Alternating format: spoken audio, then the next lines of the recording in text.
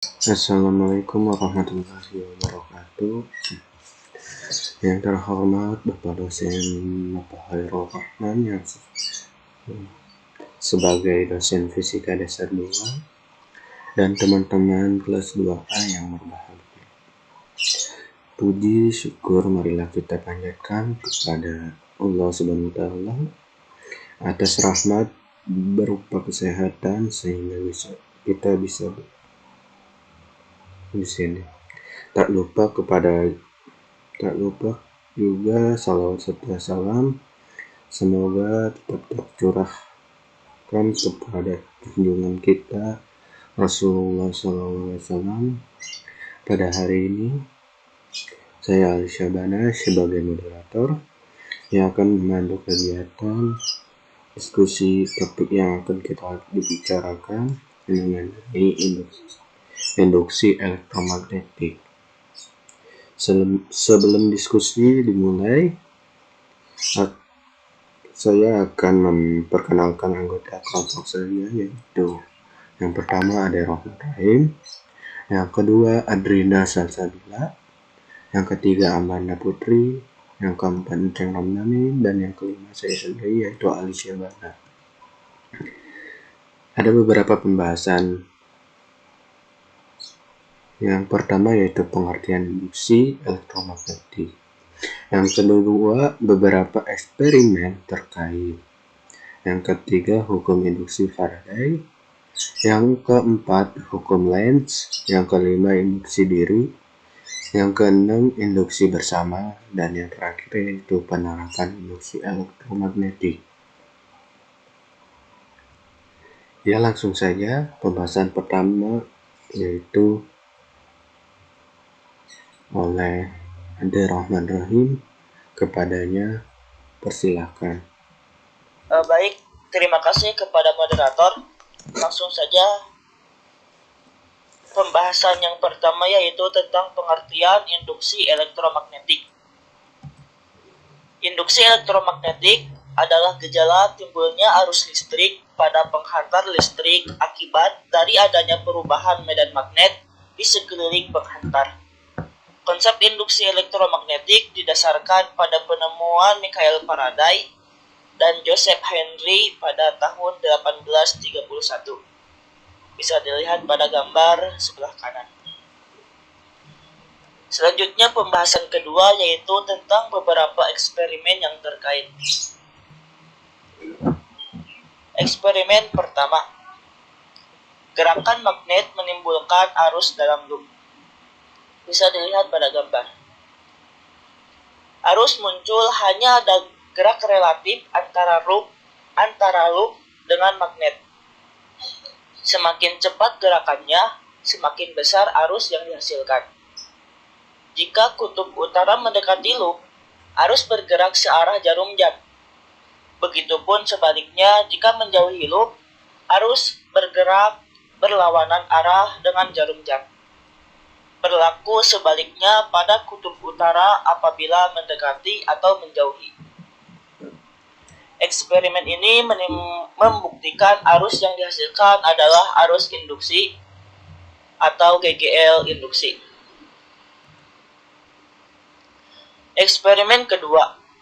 Hasil eksperimen jika saklar ditutup dan menyebabkan adanya arus loop kiri.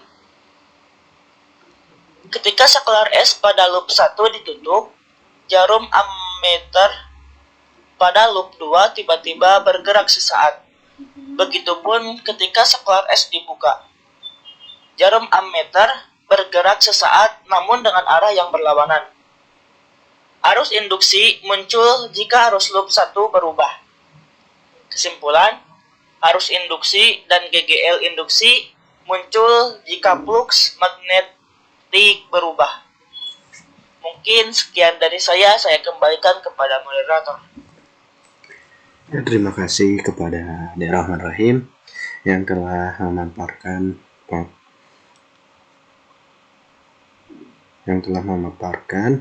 pengertian pembahasan yang pertama. Lalu pembahasan yang kedua yang akan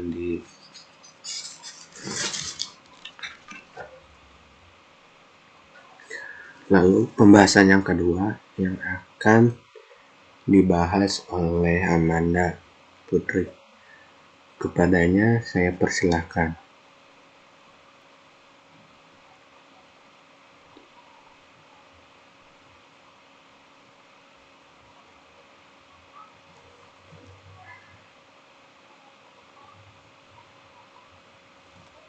Terima kasih kepada moderator yang telah memberikan kesempatan pada saya untuk menjelaskan tentang hukum Faraday.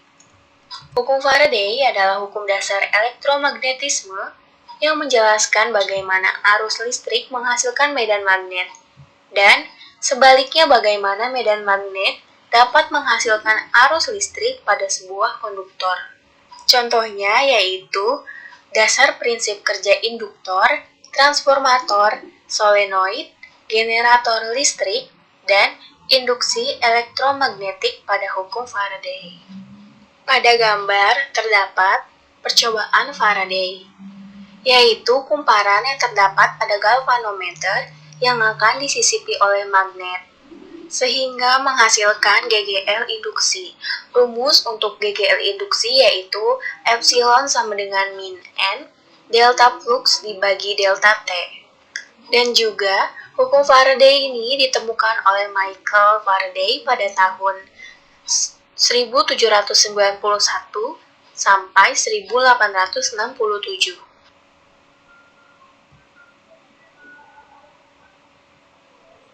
Adapun faktor-faktor yang mempengaruhi GGL induksi. Pertama, jumlah lilitan pada kumparan. Artinya semakin banyak lilitan pada kumparan, maka semakin besar tegangan yang diinduksikan. Kedua, kecepatan gerak medan magnet.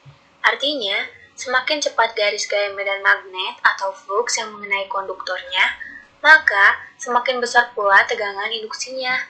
Ketiga, jumlah garis gaya medan magnet atau flux.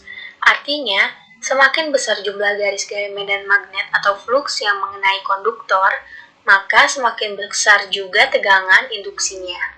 Hukum Faraday tersebut dapat dinyatakan dengan rumus seperti yang awal tadi, atau juga dengan rumus epsilon sama dengan min D flux magnet dibagi dt.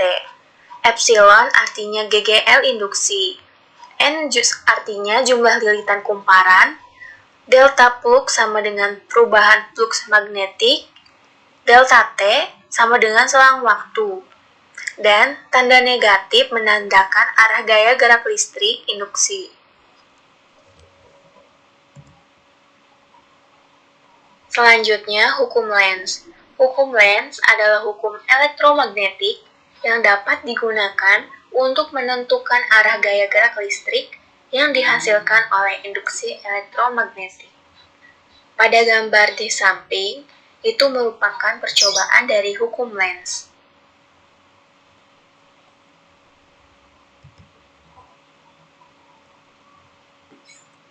Selanjutnya, hukum Lenz.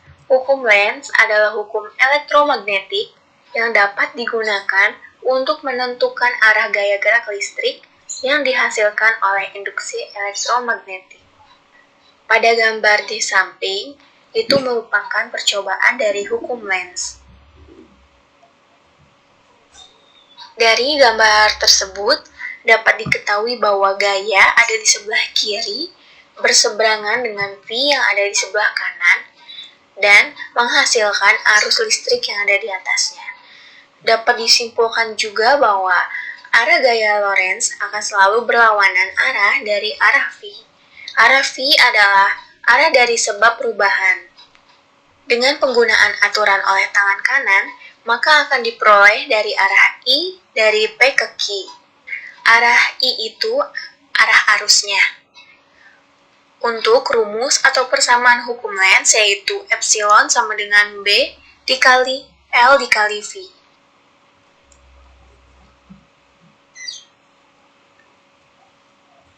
Sekian materi yang dapat saya sampaikan. Kurang lebihnya mohon maaf. Saya kembalikan kepada moderator. Terima kasih kepada Amanda Putri yang telah memaparkan presentasinya. Ya, selanjutnya Presentasi selanjutnya pembahasan selanjutnya akan dibahas oleh Kang Enceng. Kepada Kang Enceng saya dipersilakan. Ya, terima kasih kepada Nanda Putri yang telah memaparkan pembahasannya. Pembahasan selanjutnya yang akan dibahas oleh Kang Enceng. Kepadanya saya persilakan.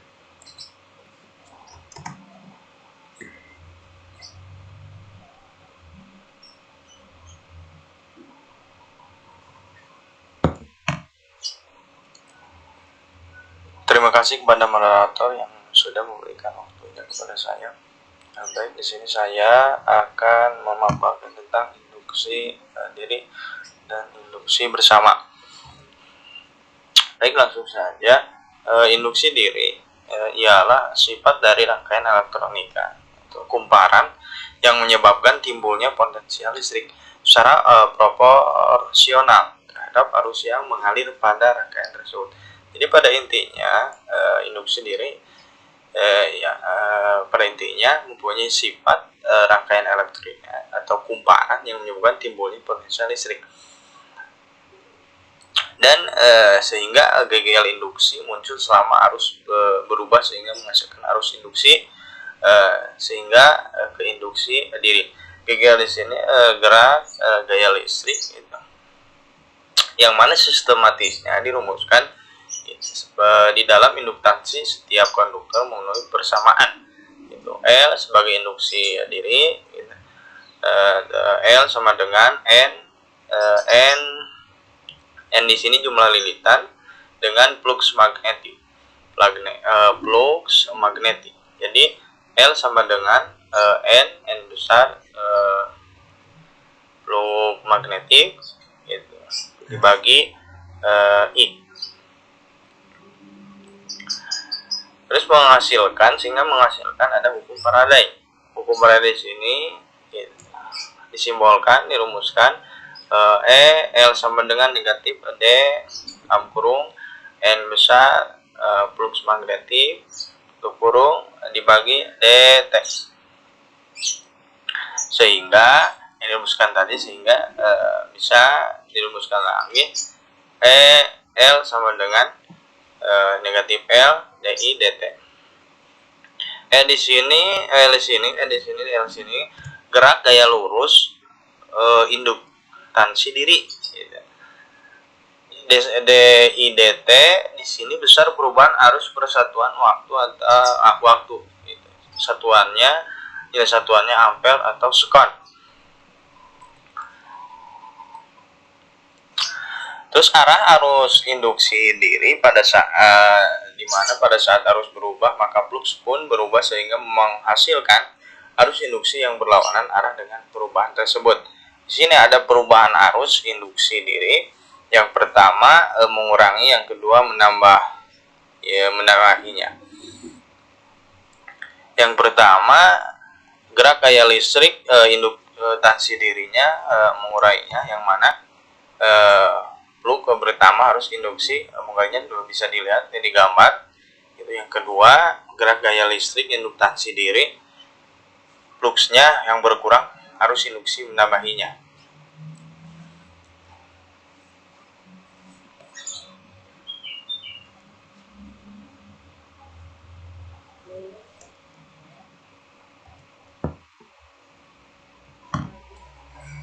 Baik, saya lanjut ke materi yang kedua untuk mengefektifkan waktu tentang induksi bersama, yang mana induksi bersama, induktansinya bersama muncul ketika perubahan arus dalam satu induksi atau mempengaruhi timbulnya GGL di induktor lain yang ada di dekatnya. Kemudian magnet dihasilkan oleh arus I1 jika arus I1 berubah. GGL induksi muncul pada kumparan 2 dan arus terbaca pada ammeter di kumparan 2 atau berlaku kebalikannya.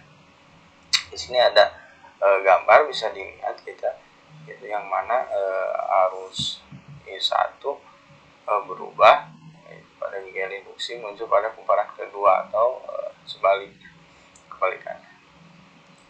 Gimana caranya menentukan besar gagal induktasi bersama? Di sini bisa dirumuskan dengan sistematis. Lambangnya M besar, itu yang mana M besar di sini adalah konstanta pembanding atau induktansi bersama M besar 21 sama dengan N2 plug magnet dibagi I1, sehingga menjadi M21 sama dengan dibagi DI 1 dibagi DT sama dengan jadi N 2 D plug magnet 21 dibagi DT itu untuk gerakan gaya listrik induksi. Dan pada hukum Lenz mengandung E2 sama dengan yang ingat itu gerak gaya listrik disimbolkan E sama dengan negatif M21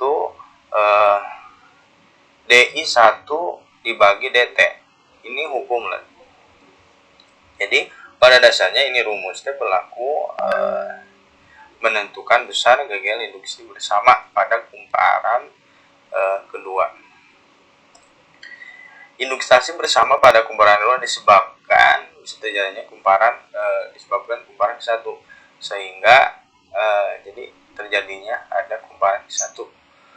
Jadi sehingga E2 sama dengan negatif M DI1 sama dibagi DT S1 atau S1 sama dengan negatif M DI2 dibagi DT.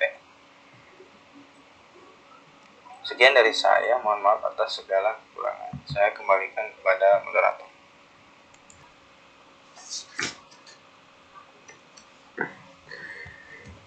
Ya, terima kasih kepada Kang Ceng yang telah memaparkan presentasinya. Nah, selanjutnya kepada materi selanjutnya yang akan dibahas oleh Adrinda. Kepada Adrinda, saya persilahkan.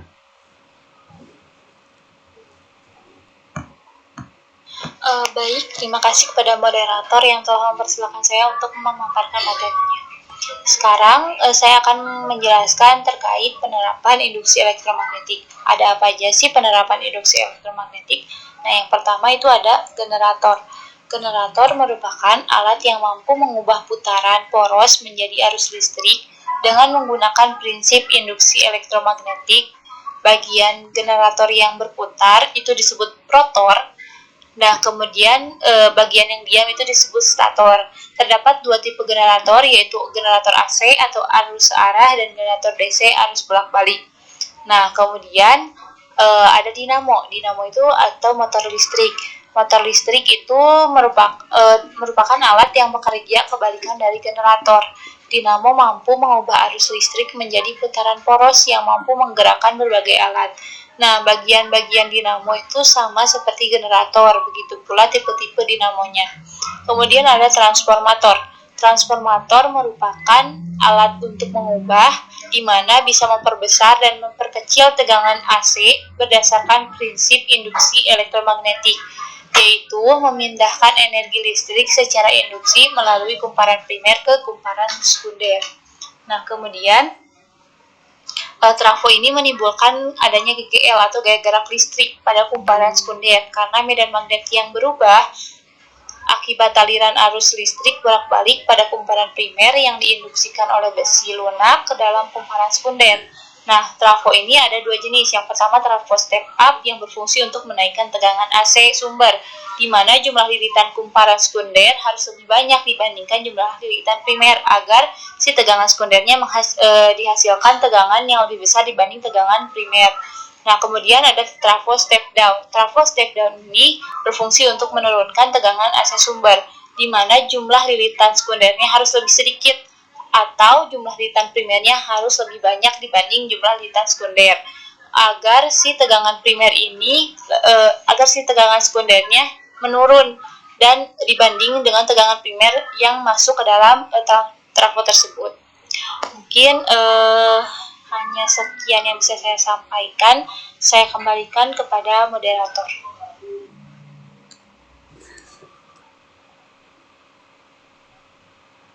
Ya, terima kasih kepada Adrinda yang telah mempresentasikannya.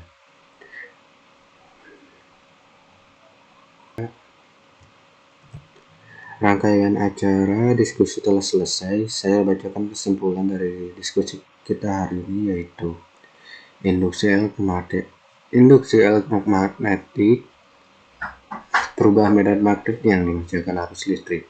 Faraday mengatakan, listrik dapat dihasilkan dengan cara menggerakkan magnet batang keluar masuk kumparan.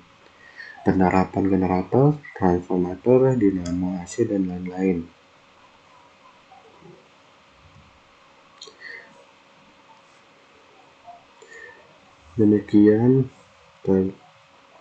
Demikian diskusi kelompok kami.